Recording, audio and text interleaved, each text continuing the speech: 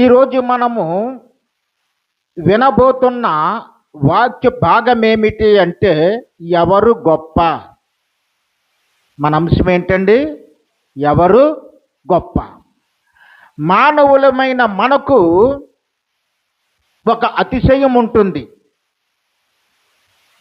ఎదుటివారి కంటే నేను గొప్పగా కనపడాలి,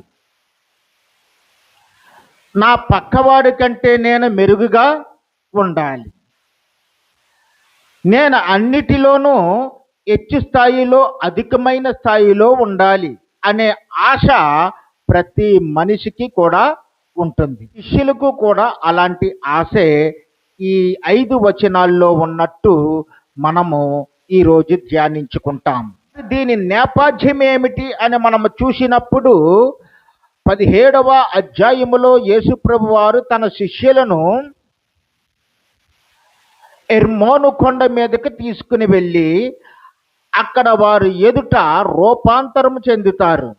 ఆ కొండ మీదకి వెళ్ళిన శిష్యులు పేతురు, యాకోబు, యోహాను అనే 3 శిష్యులు. వారిలో ఒక వాదన ప్రారంభమైంది. 18వ అధ్యాయము 1వ వచనములో మనము చూస్తే, ఆ కాలమున శిష్యులు యేసునొద్దకు వచ్చి పరలోక రాజ్యములో ఎవడు గొప్పవాడని అడగగా, ఈ శిష్యులు ఏమడుగుతున్నారటండి?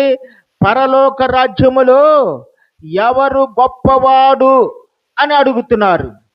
అసలు ఈ అడగడానికి ప్రారంభం ఏమిటి అని మనం చూస్తే, యేసుప్రభు వారు అందులో 3 శిష్యులను ప్రత్యేకపరుచుకొని ఆయన ఎక్కడికి తీసుకెళ్ళాడంటే రూపాంతర కొండ మీదకి తీసుకుని వెళ్ళాడు. ఆ 3 శిష్యులు ఎదుట ఆయన రూపాంతరం చెందాడు. ఆ గొప్ప అద్భుతాన్ని చూసిన ఆ 3 శిష్యులు వారి మనసులో, ఆహా, మేము ప్రభువారితో ఉన్నాము, మేము ఎంత గొప్ప అద్భుతాన్ని చూసాము అని అనుకున్నారు. అక్కడ నుండి వారికి ప్రభువు వారి దగ్గర ఎవరు గొప్పవారు, ఎవరు గొప్పవారు, ఎవరు గొప్పవారు అనే వాదన ప్రారంభమైంది. ఎందుకు ఆ వాదన వచ్చిందంటే, యేసుక్రీస్తు ఈ భూలోకములో ఒక గొప్ప రాజ్యాన్ని స్థాపిస్తాడని, ఆయన రాజుగా ఉంటాడని, ఆ రాజు దగ్గర మంత్రులు ఉండాలి కదా, ప్రధానమంత్రి ఉంటాడు కదా, ఆ ప్రధానమంత్రి పదవి నాకే వస్తుందని చెప్పి వీళ్ళ 3 ఒకరికొకరు తగవులాడుకుంటున్నారు. అయితే వీళ్ళు ఆలోచించింది ఏమిటంటే, ఆయన భూలోకపు రాజుగా మాత్రమే ఆలోచిస్తున్నారు, కానీ ఆయన పరలోకానికి రాజని, ఆయన భూలోకములో స్థాపించబోయే రాజ్యము ఆత్మ సంబంధమైన రాజ్యమని, ఆ ఆత్మ సంబంధమైన రాజ్యములో ఉండాలంటే గొప్ప క్రయము చెల్లించాలని వీరికి తెలియక ఆ విధముగా గొడవలాడుకుంటూ ఉన్నారు. అప్పుడు క్రీస్తు ఆ దారిలో వారు గొడవలాడుకుంటూ ఉంటున్నప్పుడు, మీరు దేని విషయంలో వాదనలాడుకుంటున్నారు అని అడిగారు. అడిగితే ఈ శిష్యులు ఏమీ చెప్పలేదు. ఎందుకంటే సిగ్గుపడ్డారు, వారు ఏమీ చెప్పలేదు. మరి ఇప్పుడైతే డైరెక్ట్గా వారే వచ్చి అడిగేస్తున్నారు, ప్రభువా, పరలోక రాజ్యములో ఎవరు గొప్పవారు, అది మాకు చెప్పవా అని అడుగుతున్నారు. క్రీస్తు వారికి ఏమి నేర్పుతున్నారంటే, దీనత్వము గురించిన ఒక పాఠమును నేర్పుతున్నారు. దేవుని పిల్లలమైన మనము ఆయన రాజ్యము భూ సంబంధమైన రాజ్యముగా మనము ఊహించకూడదు. మరి దీనత్వం నేర్పడానికి ఆ శిష్యులకు ప్రయత్నం చేస్తున్నారు యేసుప్రభు వారు. ఆయన 2వ వచనంలో ఏమంటున్నారో చూడండి. ఆయన ఒక చిన్న బిడ్డను తన యొద్దకు పిలిచి వారు మధ్యను నిలవబెట్టి ఇట్లా, నేను ఎంత చిన్న పిల్లను ఇక్కడ నిలవబెట్టి వారికి ఒక ఇలిస్ట్రేషన్ ఇస్తున్నారు, ఉదాహరణలతో చూపిస్తున్నారు. మీరు నేర్చుకోండి, మీరు తెలుసుకోండి, పరలోక రాజ్యములోకి ప్రవేశించాలంటే ఈ చిన్న బిడ్డలో అనేకమైన పాఠాలు ఉన్నాయి. ఆ పాఠాలన్నీ మీరు పరిపూర్ణంగా నేర్చుకోవాలి. 3వ వచనం దగ్గర, మీరు మార్పు నొంది బిడ్డల వంటి వారైతేనే గాని పరలోక రాజ్యములో ప్రవేశించరని మీతో నిశ్చయముగా చెప్పుచున్నాను. మీరు మార్పు నొందాలి. మీలో మార్పు లేకపోతే పరలోక రాజ్యములోనికి మీరు రాలేరు.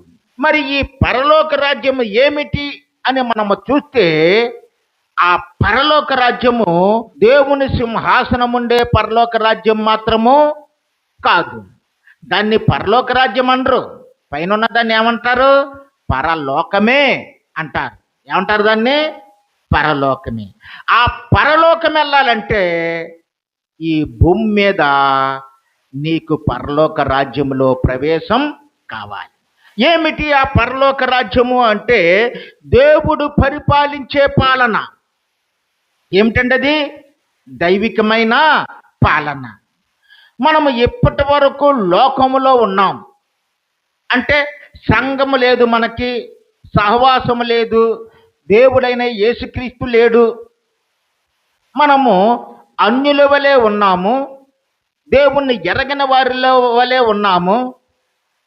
అయితే ఇప్పుడైతే దేవుడు దగ్గరికి వచ్చాం కాబట్టి దేవుడు స్వరముని వింటున్నాము, ఆయన యొక్క మాటను గ్రహిస్తున్నాము, ఆయన యొక్క చిత్తాన్ని నెరవేరుస్తున్నాము. టోటల్గా చూస్తే దేవుడు మనల్ని పరిపాలన చేస్తున్నాడు. దేవుడు మనల్ని పరిపాలిస్తున్నాడా లేదా? దేవుడు మనల్ని పరిపాలిస్తున్నాడు. ఆ పరలోక రాజ్యము దేవుడు పాలించే రాజ్యము.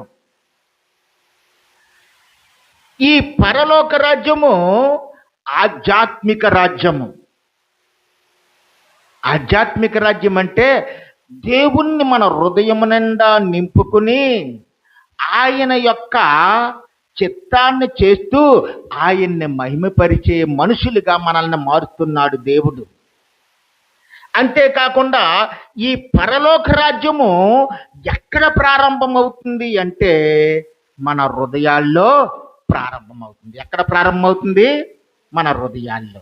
బైబిల్లో చదువుతున్నది మనము పరలోక రాజ్యములోనికి మీరు ప్రవేశించాలి అంటే ముందు ఆ పరలోక రాజ్య భావన, దేవుడు నన్ను పాలిస్తున్నాడు అనే ఆలోచన ముందు నీ హృదయంలోనికి రావాలి.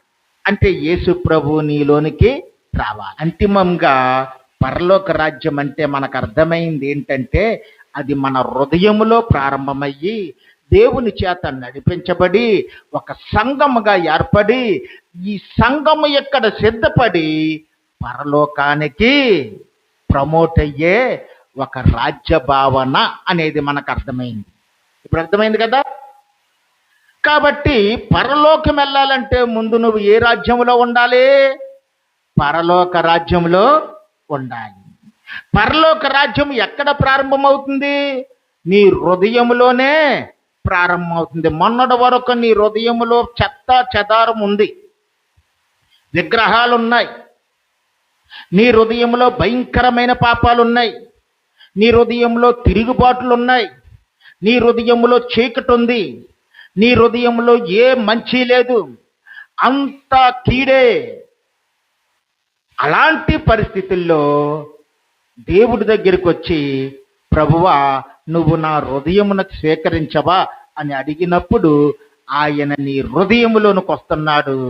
నీ హృదయములోనికి వచ్చి నిన్ను కంట్రోలు చేస్తున్నాడు, నిన్ను పాలిస్తున్నాడు. అదే పరలోక రాజ్యం. ఈ పరలోక రాజ్యమునకు రావాలంటే మనం ముందు ఏం చేయాలి? మారు మనసు పొందాలి. ఒకటవది ఏంటి? మారు మనసు. అదే ఇక్కడ అంటున్నాడు 3వ వచనము. ఏమంటున్నాడు? మీరు మారు మనస్సు నొంది బిడ్డల వంటి వారైతే గాని పరలోక రాజ్యములో ప్రవేశించరు. ప్రతి మనిషి కూడా ఏం చేయాలంటే ఈ చిన్న బిడ్డను చూసి నేర్చుకోండి. చూడండి, ఇక్కడ నిలబడి ఉన్నాడు ఈ చిన్న బిడ్డ. ఈ బిడ్డను చూస్తే మీకేమనిపిస్తుంది? పెద్దవారమైన మనలో అయితే కపటం ఉంటుంది, మోసం ఉంటుంది, స్వార్థం ఉంటుంది, అహంకారము, గర్వము ఉంటుంది.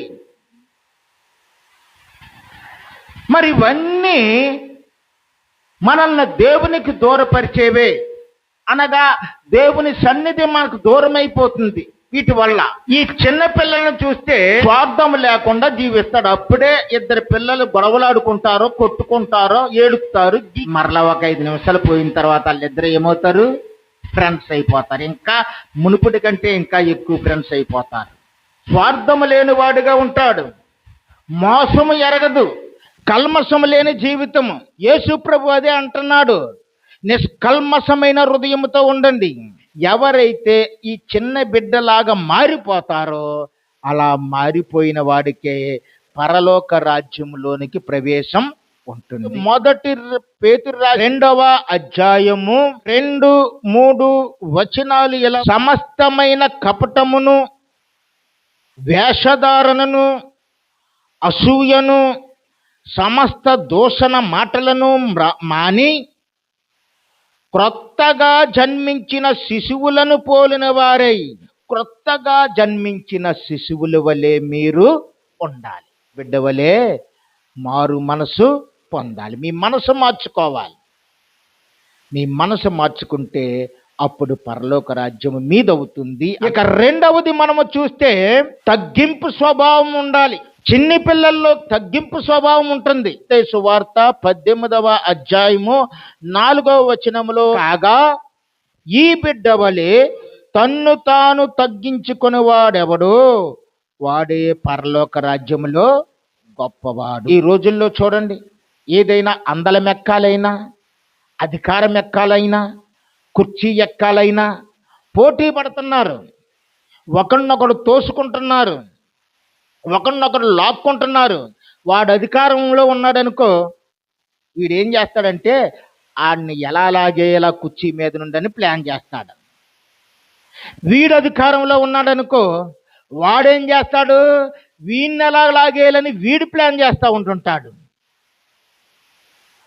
అయితే ప్రభు ఏమంటున్నాడంటే, నువ్వు అధికుడువు కావాలంటే, గొప్పవాడివి కావాలంటే నిన్ను నువ్వు తగ్గించుకోవాలి. పాపములన్నింటిలోకి గొప్ప పాపం ఏంటంటే గర్వము. ఈ గర్వములో ఉన్నవాడికి అహంకారం వస్తుంది. ఈ అహంకారంతో ఉన్నవాడు ఏం చేస్తాడంటే, నేను ఎందుకు తగ్గాలి, నేను తగ్గమంటే తగ్గను. మరి ఈ చిన్న పిల్లలు ఏం చేస్తారంటే ఎలా చెబితే అలాగే నడుచుకుంటా. మన ప్రభువు మనల్ని ఏం కోరుకుంటున్నాడంటే, మీరు వేషధారులుగా ఉండొద్దు, కపటముతో ఉండొద్దు, మిమ్మల్ని మీరు తగ్గించుకొని జీవించండి అంటున్నాడు. మరి తగ్గించుకోవటము ప్రభువు దృష్టికి ఎంతో మంచిది. భక్తుడైన యాకోబు ఆయన రాసిన ఒక పత్రికలో 4వ అధ్యాయము 10వ వచనములో, ప్రభువు దృష్టికి మిమ్మును మీరు తగ్గించుకొనుడి, అప్పుడు ఆయన మిమ్మును హెచ్చించును. ఎవరైతే తమ్ము తాము తగ్గించుకుంటారో అది ప్రభువు దృష్టికి ఎంతో అనుకూలమైనది. తగ్గించుకున్న వారిని దేవుడు ఎంతగానో హెచ్చిస్తాడు. మూడవది చూస్తే, ఈ చిన్న బిడ్డలో విశ్వాసం అనేది ఉంటుంది. విశ్వాసం అంటే ఏంటనుకుంటున్నారు? చాలామందికి మనం సంఘానికి వస్తాము, ప్రార్థన చేస్తాము, పాటలు పాడతాము, వాక్యం చెబుతాము, వాక్యాన్ని వింటాము, అన్నీ పరిశుభ్రపరుస్తాము, అన్నీ ఉంటాయి. కానీ మనలో లేనిది ఏంటంటే విశ్వాసం అనేది ఉండదు. ఒక ఊర్లో పంటలు వేశారు, వర్షాలు ఆగిపోయాయి, వర్షాలు పట్టలేదు. పాస్టర్ గారు ఏం చేశారు? వర్షముల కొరకు విశ్వాసముతో ప్రార్థన చేద్దాము, దేవుడు వర్షం కురిపిస్తాడు, రండి ఉపవాస ప్రార్థనలు పెట్టుకుందారని చెప్పి విశ్వాసపూరితమైన ఉపవాస ప్రార్థనలు ప్రకటించాడు. అందరూ ప్రార్థనలో వచ్చారు. అలా వచ్చిన వాడిలో ఒకడు సంకలో గొడిగెట్టుకుని వచ్చాడు. చూసిన వాళ్ళు ఏమన్నారు? వర్షాలు వస్తున్నాయి అనుకుంటున్నావా, గొడుగట్టుకుని వచ్చావు అని హేళన చేయటం మొదలుపెట్టారు. అతను ఏమన్నాడో తెలుసా? మనం విశ్వాసముతో ప్రార్థన చేస్తే ఇప్పుడే దేవుడు వర్షాన్ని ఇస్తాడు. ఆ వర్షంలో తడవటం నాకు ఇష్టం లేదు కాబట్టి నేను గొడుగట్టుకుని వచ్చానన్నాడు. ఎంత గొప్ప విశ్వాసమో చూడండి. మనకుందా అలాంటి విశ్వాసము? మనం ప్రార్థన చేస్తాం కానీ విశ్వాసం లేకుండానే పెదవులతో ప్రార్థన చేసేస్తాం. ఈ చిన్న బిడ్డకు అంత విశ్వాసం ఉంటుంది, మరొకరి మీద విశ్వాసం ఉండదు, తన తండ్రి మీద ఉంటుంది. ఆ చిన్న బిడ్డ వలె మనము కూడా ఏం చేయాలంటే దేవుని మీద విశ్వాసము ఉంచాలి. మన ప్రతి పని కూడా విశ్వాసముంచే పని చేయాలి. ఎఫెసీయులకు రాసిన పత్రిక 3వ అధ్యాయము 16వ వచనం, క్రీస్తు మీ హృదయములలో విశ్వాసము ద్వారా నివసించినట్లుగాను. మన హృదయంలో ఎవరున్నారట? క్రీస్తే. క్రీస్తు మన హృదయంలో ఉండాలంటే విశ్వాసం ద్వారా ఉండాలి. మనకు ఉండాలా లేదా విశ్వాసం? ప్రభువా, నా హృదయంలో నువ్వు ఉండయ్యా, నాలోనే నువ్వు ఉండు, నాలో నువ్వు నివసించు. ఆ చిన్న బిడ్డకున్నపాటి విశ్వాసము మనకు ఉంటేనట క్రీస్తు యొక్క మహిమైశ్వర్యాన్ని మనం చూస్తామట. అంటే పరలోక రాజ్యంలో మనం అనుభవించే అనుభవాలు ఇవన్నీ, దేవుని యొక్క పాలనలో మనం పొందుకునే అనుభవాలు ఇవన్నీ. ఆ ప్రేమలో మనం ఉండాలంటే పరలోక రాజ్యము కావాలి.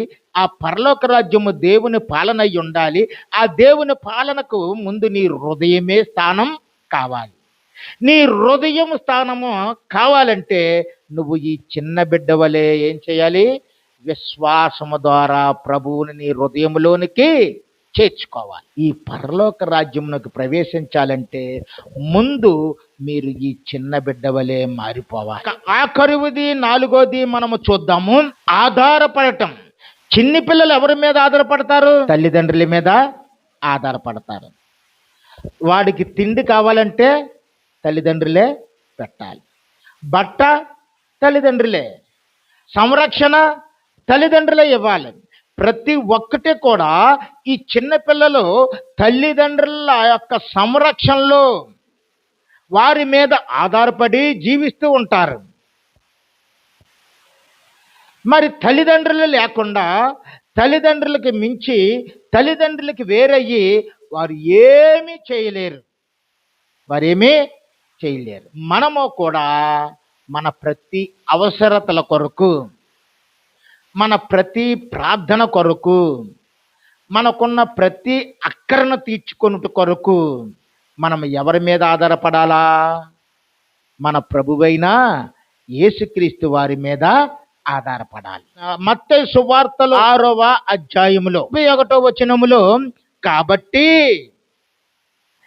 రేపు ఏమి తిందుమో, ఏమి తాగుదుమో, ఏమి ధరించుకొందుమో అని చింతింపకుడి, అన్యజనులు వీటన్నిటి విషయమై విచారింతురు. విశ్వాసులారా, మీరు బయట ఉన్నవారు లాంటి వారు కాదు, మీరు నా పిల్లలు. తండ్రి తన పిల్లలను వదులుతాడా? తను ఆకలితో అన్నా ఉంటాడు కానీ తన పిల్లల ఆకలిని తప్పకుండా తీరుస్తాడు. రేపు ఎలాగుంటుందో, నా బ్రతుకేమైపోతుందో, నాకు తినడానికి తిండి ఉంటుందో లేదో, నాకు కొట్టుకోవడానికి బట్ట ఉంటుందో లేదో, నాకు ఉండడానికి ఇల్లు ఉంటుందో లేదో, ఈ బాధలన్నీ కూడా నీ మెదడును తొలిచేస్తూ ఉన్నప్పుడు, నీ హృదయాన్ని కెలుగుతూ ఉన్నప్పుడు నీకు ఒక రకమైన చింత, నీకు ఒక రకమైన బాధ నీ గుండెల్లో ఉండిపోతుంది. ప్రభువుకి తెలిసింది అది. ప్రభువుకి తెలిసి ఆయన అంటున్నాడు, ఏమి తిందుమో, ఏమి తాగుదుమో, ఏమి ధరించుకుందుమో అని మీరు చింతించకండి, మీరేమీ చింతించకండి. కింద అంటున్నాడు కదా, ఇవన్నీ మీకు కావాలనని ఆ పరలోకపు తండ్రికి తెలుసు. ఒకసారి భక్త సింగ్ గారు బొంబాయి వెళ్ళారు. దేవుడు బొంబాయి వెళ్ళి అక్కడ సేవ చేయి, అక్కడ చాలామంది నీ వాక్యం వినాలని ఆశపడుతున్నారు, సేవ చెయ్యి అంటే, ప్రభువా జేబులో డబ్బులు లేవు, ఎలాగెళ్ళాలంటే ఏదోలాగా వెళ్ళంటే మొత్తానికి వెళ్ళిపోయాడు. వెళ్ళి రైల్వే స్టేషన్లో రైలు దిగేశాడు. దిగేసిన తర్వాత ఈ సేవకుడికి ఏమవుతుంది? ఆకలి ప్రారంభం అవుతుంది మాట. ప్రభువా నన్నేమో ఎల్లు అన్నావు, నాకు ఆకలి వేస్తుంది, నాకు దిక్కు ఎవరంటే ప్రార్థన చేస్తుంటే ప్రభు స్వరం వినబడిదట. హోటల్ దగ్గర కూర్చోంటే వెళ్ళాడు, తిన్నగా వెళ్ళాడు. అక్కడ హోటల్ నిజంగా ఉంది. ఆ హోటల్ దగ్గరికి వెళ్ళి లోనకి వెళ్ళి కూర్చున్నాడు. ప్రభువా, లోనకు వచ్చి కూర్చోమన్నావు, మరి ఆడు చూస్తేనేమో ఏం కావాలని అడగనాకు వస్తున్నాడు. నా దగ్గర డబ్బులు లేవు అంటే, నీకేం తినాలనిపించాయి ఆర్డర్ ఇచ్చి తినేయి అన్నాడు. పైసా లేదు, ఏం తినాలనుకుంటున్నాడు అవన్నీ ఆర్డర్ ఇచ్చేశాడు, తిన్నాడు. తిన్న తర్వాత బిల్లు చేతిలోకి వచ్చేసింది, చాలా పెద్ద బిల్లు. ఆకలితో ఉన్నాడేమో, కడుపు నిండా తినేశాడు. ప్రభువా, బిల్లు వచ్చేసింది, ఇప్పుడు నేనేం చేయాలి అంటే, ఆ క్యాష్ కౌంటర్ దగ్గరికి కాగితం పట్టుకుని వెళ్ళిపో అన్నాడు. ప్రభువు చెప్పాడు కదా. క్యాష్ కౌంటర్ దగ్గరికి ఆ బిల్లు అట్టుకుని వెళ్ళిపోయాడు. అట్టుకుని వెళ్ళిపోయి దిక్కులు చూస్తున్నాడు. బయట నుండి ఒక ఆయన సూట్ కేసుతో వచ్చాడు. సూట్ కేసుతో వచ్చి ఆయన్ని చూసి హాయ్ భగత్ సింగ్ అన్నాడు. హాయ్ భగత్ సింగ్ అంటే ఈయనెవరో తెలియదు. ఆయనకు మాత్రం ఈయన భగత్ సింగ్ అని తెలుసు. సార్ ఏంటండి అంటే, ఏంటి మీరు ఎలాగొచ్చారు? ఏంటి ఇలాగొచ్చారంటే, పని మీద వచ్చానండి. ఏంటి బిల్లు కడుతున్నారా? మీరు బిల్లు కట్టడం ఏంటండి, ఎలాగేమని నేను కడతాను. ఆయన చేతిలోకి తీసుకొని వచ్చిన ఆయన, మీరు నాకు చాలా బాగా తెలుసండి, మీ మీటింగ్లకి నేను అటెండ్ అవుతాను, మీ వాక్యం విన్నందువల్ల నా కుటుంబానికి నాకు ఎంతో ఆశీర్వాదం వచ్చింది, ఈ బిల్లు కట్టడం వల్ల ఇంకా ఆశీర్వాదం వస్తుంది అని చెప్పి ఆ బిల్లు కట్టాడట. దేవునికి మహిమ కలుగును గాక. ఇది ఆధారపడటం అంటే ఇది. మనం ఆధారపడటం నేర్చుకోవాలి దేవుడి మీద. కొరింథీయులకు రాసిన మొదటి పత్రిక 2వ అధ్యాయము 4వ వచనాన్ని నేను చదువుతున్నాను. మీ విశ్వాసము మనుషుల జ్ఞానమును ఆధారము చేసుకొనక దేవుని శక్తిని ఆధారము చేసుకొని ఉండవలెనని. అందుకే మనము ఏం చేయాలి? దేవుణ్ణి ఆధారముగా చేసుకోవాలి. ఈ మత్తయి సువార్తలో ఈ చిన్న కుర్రవాడు కూడా, యేసుప్రభు వారు ఉదాహరణకు నిలబెట్టిన ఆ చిన్న కుర్రవాడు కూడా ఏం చేస్తున్నాడట? తన తండ్రి మీద తల్లి మీద ఆధారపడి జీవిస్తూ ఉన్నాడు. కాగా ఈ బిడ్డవలే తన్ను తాను తగ్గించుకుని వాడెవడో వాడే పరలోక రాజ్యములో గొప్పవాడు. పేతురు, యాకోబు, యోహాను, మీరెందుకు పోట్లాడుకుంటారు? ఈ భూ సంబంధమైన హెచ్చుతగ్గుల కోసము, స్థాయిల కోసము, వాటి కోసం మీరు ఆలోచించకండి. పరలోక రాజ్యంలో మీరుంటే పరలోకములోకి మీరు ప్రవేశించగలుగుతారు. దానికోసం మీరు చిన్న బిడ్డ వలె మారిపోండి అన్నాడు.